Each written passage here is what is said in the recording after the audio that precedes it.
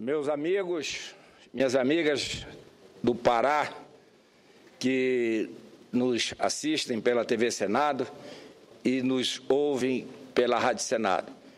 É uma alegria muito grande voltar à tribuna para que possa fazer um novo pronunciamento sobre a lamentável situação em que o nosso país se encontra,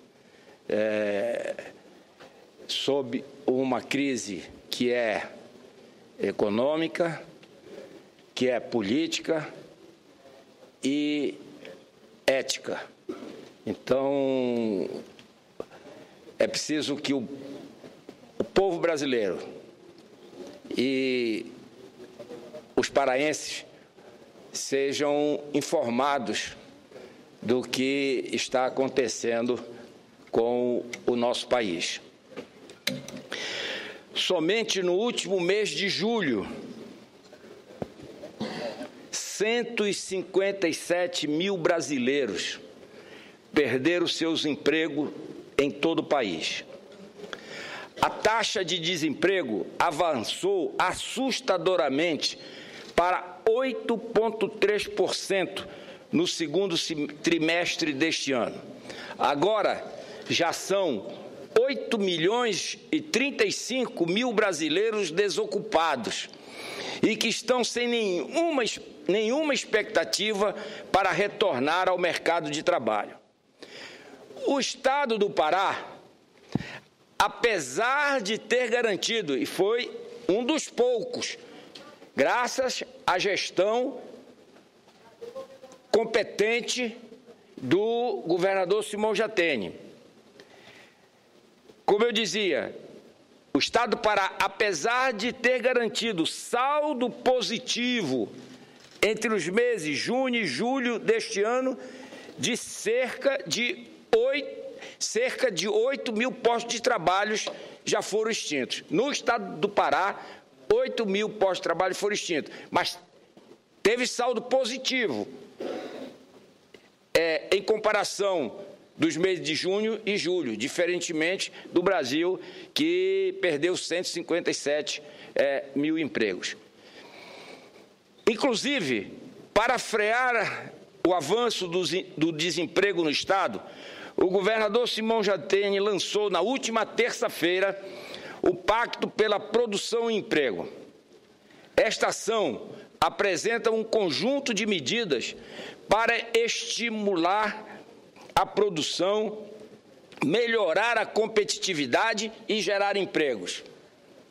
A resposta do Estado à crise garantirá ações na indústria, comércio, agricultura, pesca, pecuária, mineração, entre outros setores, que também podem abrir novos postos de trabalho. Esta é a forma que o governo do Pará vem se preparando para os anos poucos frutíferos.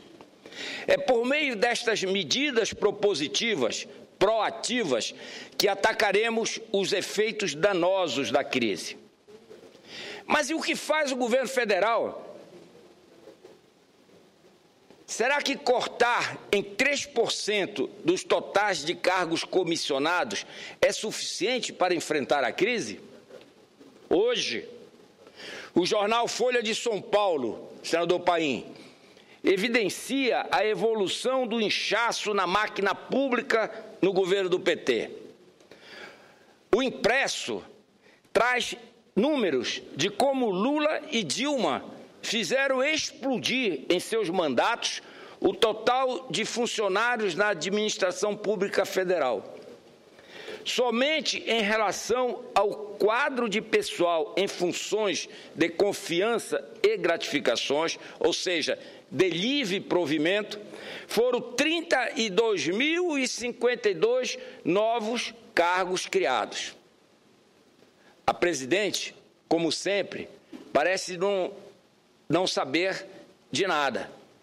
Até li um comentário do deputado Bruno Araújo, do PSDB de Pernambuco, senadora Vanessa, em que ele dizia que é capaz da presidente se esquecer que ela é presidente do Brasil, de de tanto não tomar conhecimento das coisas que estão acontecendo.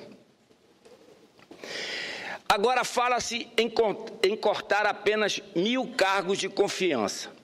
Essa medida beira o limite do deboche com as famílias brasileiras, pais e mães deste país que perderam seus empregos ou que sofrem diariamente com o risco de perdê-los. Primeiro, não são 22.500 cargos de livre provimento, como diz a presidente. São 32.052. Segundo, ela se compromete ou propõe a cortar 1.000 desses, segundo ela, 22.500 empregos, segundo a Folha de São Paulo, 32.052. Então, realmente querer debochar com os brasileiros e brasileiras. Em entrevista concedida à imprensa, a presidenta Dilma teve a desfaçatez de afirmar que o governo levou um susto em 2015 e que em 2014 ainda não era possível prever o cenário econômico do nosso país. Aspas, palavras da presidente, não dava para saber ainda em agosto, porque não tinha indício de uma coisa dessa envergadura. A gente vê pelos dados, setembro, outubro, novembro, nós levamos muitos sustos. Nós não imaginávamos, primeiro, que teria uma queda de arrecadação tão profundo. Ninguém imaginava isso, fecho aspas, disse a presidente.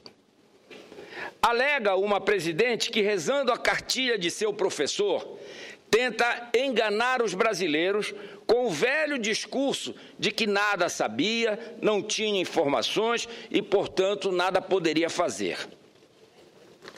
Ora, que a presidente acuse sua ignorância frente às projeções do mercado já não nos surpreende. Contudo, dizer que, aspas, ninguém imaginava isso, fecha aspas, é uma provocação àqueles que tratavam do assunto com responsabilidade e cautela. Quem aqui, não só no Senado Federal, mas o aqui, eu me refiro a todos os brasileiros, não lembra da presidente Dilma vociferando em 2014 que a oposição seria pessimista por indicar projeções pouco favoráveis ao governo da então candidata à presidência da República? Em fevereiro de 2014, a presidente Dilma, que já sabia que enfrentaria uma campanha eleitoral e que, portanto, parecia mais preocupada em criar expectativas aos brasileiros de que aqui seria o Eldorado, chegou a afirmar que, aspas, esses pessimistas agora aproveitam alguns desequilíbrios da conjuntura internacional, muito difícil para todos os países, para dizer que o fim do mundo chegou. O fim do mundo chegou sim, mas chegou para eles.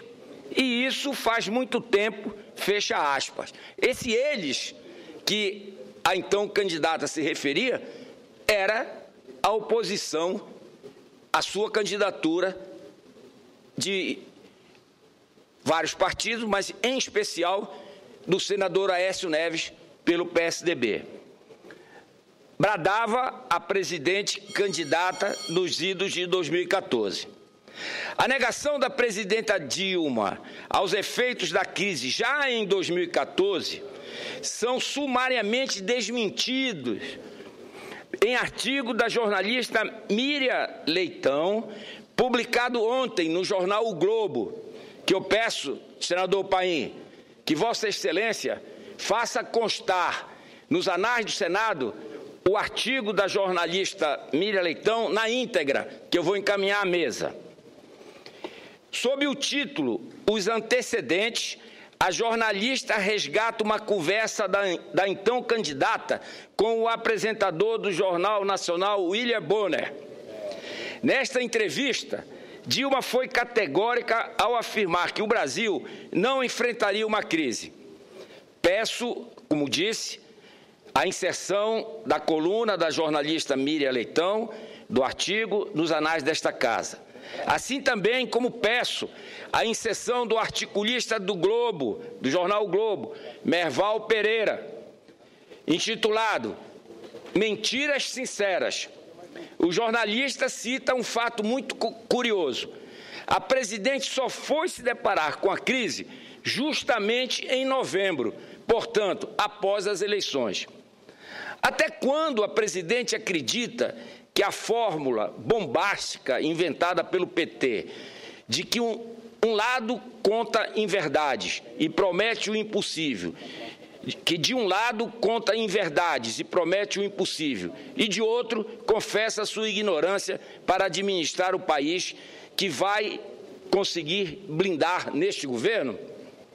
Pelo visto, os brasileiros desempregados e aqueles que continuam no mercado, mas que a cada dia temem fazer parte das estatísticas, aspas, pessimistas, terão que continuar escutando as inverdades de um governo irresponsável e que se apoia no marketing mais perverso para vender ilusões. Semana passada, a presidente Dilma inaugurou, como de praxe, mais uma obra incompleta e que ainda não atenderá os brasileiros. Em Cabrobó, sertão de Pernambuco, foi levantado palanque para que a presidente pudesse inaugurar uma das estações de bombeamento do canal do Rio São Francisco. Obra importante para os nordestinos. Lembro que esta obra, iniciada em 2007, deveria ter sido entregue em 2012, segundo estabelecido no cronograma. No entanto, o povo nordestino continua sofrendo com os problemas da seca e, segundo a expectativa da presidente, deverá agora ser concluída em 2016. Tomara que assim o seja. Quem ainda acredita nas promessas deste governo? O povo do meu estado, assim como os nordestinos, também sofre por conta das frustrações e sucessivas ilusões contadas pelo governo do PT. No dia 22 de junho de 2010, portanto, há mais de 5 anos, às vésperas da eleição para o primeiro mandato da presidente Dilma, o presidente Lula foi até a cidade de Marabá para inaugurar a pedra fundamental do que seria a siderúrgica Alpa, Aço Laminados do Pará. Foi um ato midiático. O anúncio gerou expectativas no mercado local e do Estado, e uma série de investidores passaram a construir empreendimentos na região como forma de se beneficiar do avanço econômico que viria com a siderúrgica. Como disse, passaram-se 5 anos. Terminou o mandato do presidente Lula. Terminou o primeiro mandato da presidente Dilma. E até agora, o que se tem em Marabá e na região do entorno é o sentimento de frustração, de inquietação e revolta. Parece que o governo federal ainda não se acertou e mostra sua incapacidade de definir o projeto que norteará as obras de derrocamento do Pedral do Lourenço.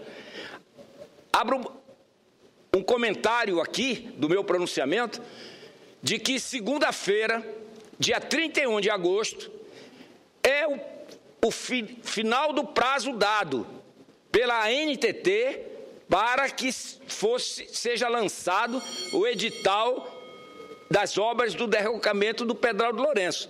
Terça-feira, dia 1º de setembro, nós vamos ou aplaudir a ANTT por ter lançado o edital ou cobrar do governo que o faça ou então que não crie expectativa e promessas falsas. Em 5 anos, nenhum aço foi produzido, até porque ainda não existe siderúrgica. Mas a fábrica de promessas do governo do PT não para de vender ilusões. De inverdades, o povo brasileiro está cheio. E antes que a presidente, mais à frente, diga que não tinha noção do tamanho da crise, trago aqui uma análise nada otimista para os anos que estão por vir. Não é pessimista não, presidente. é realista, é a realidade, lamentavelmente. São técnicos gabaritados da Fundação Getúlio Vargas que dizem que o desemprego deverá continuar a subir, para talvez diminuir somente no final de 2017, início de 2018. Ou seja, senadora Ataíde, já no final do governo, se chegar até lá, da presidente Dilma. E, se Deus quiser, para o bem do povo brasileiro, o início do governo do PSDB, do senador Aécio Neves. É premente que a presidente deixe de lado o marketing fantasioso e apresente ações contundentes e capazes de frear esta que já é uma das maiores crises da história do Brasil. Não basta anunciar que o governo fará uma reforma administrativa e que cortará 10 ministérios. Até, senador Paim, a meta que a presidente se colocou é de reduzir dos 39 ministérios, 10. Como ela disse anteriormente, que não ia, senadora Ataíde, estabelecer uma meta, mas que tão logo alcançada a meta seria dobrada, eu faço votos que a presidente, ao reduzir os 10 que ela pretende, ou seja, atingir a meta que ela se propôs, que ela dobre a meta e estiga 20 e mantenha 19 ministérios. Seja responsável, senhora presidente. Apresente o efeito prático dessa medida. Diga aos brasileiros quanto esta medida conseguirá poupar nas despesas públicas. De nada adianta anunciar o corte sem dizer quais resultados positivos isso trará às contas públicas. O povo precisa saber, precisa acreditar novamente que é possível ser otimista sem deixar de ser realista. Termino, presidente Paim, pedindo a Vossa Excelência que faça a inclusão, como já pedi, dos artigos da jornalista Miriam Leitão, com o título Os Antecedentes, do jornalista Merval Pereira, com o título Mentiras Sinceras, que fiz referência no meu pronunciamento, e também do editorial do jornal O Estado de São Paulo, que faço encaminhamento à mesa para que possa ser atendido a nossa solicitação. Era o que eu tinha a dizer, agradecendo a Vossa Excelência, presidente, senador Paulo Paim.